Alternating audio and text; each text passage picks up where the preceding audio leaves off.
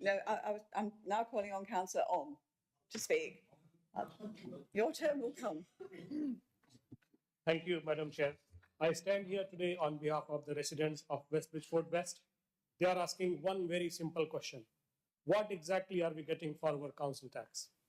Reform has chosen to increase council tax above inflation, despite promise to cut or freeze it. Not because they had no choice, not because government failed to support them. In fact, they received extra £78 million. But despite all of that, and despite introducing increased charges for adult social care, they still choose to take more money from the residents' pocket. And this is from a party that promised to freeze council tax, a party that promised to find efficiencies, a party that promised to get things sorted. Madam Chair, every single one of those promises has been broken by reform. That is the reform way. Across West Bridgeford West, and I know this is the same in many other divisions, residents are frustrated by the continued failure to address even the basics of infrastructure. Our roads remain in poor condition, potholes reappear shortly after being filled, long-standing drainage problems are left unresolved.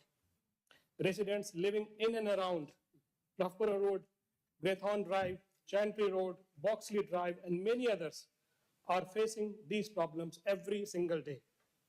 In my division alone, we have seen serious floodings on Wilford Lane and Loughborough Road. Residents deserve proper protection, not excuses. That is why the Conservative alternate budget commits an additional 90 million to complete this crucial repair properly, saving money for the council in the long term and importantly for residents in the short term.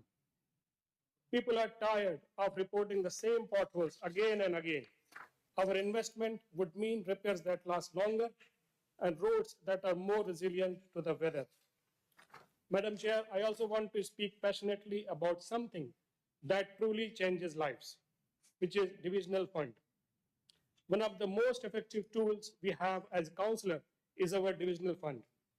These funds allow us to respond quickly to local needs, support volunteers, and back small projects that make a real, immediate difference, often for very modest sums.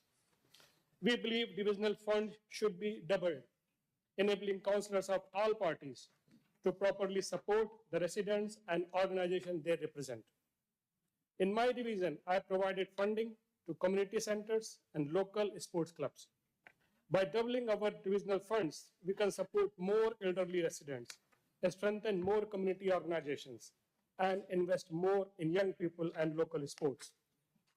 So my message to the Reform administration is this: you can't ask residents to pay more while failing to deliver the basics. You must invest properly in roads, drainage, and flood resilience. You must empower councillors and communities we serve by increasing the divisional funds. And you must understand what residents want. Not flags, not slogans, but real results. The Conservative alternate budget delivers exactly that.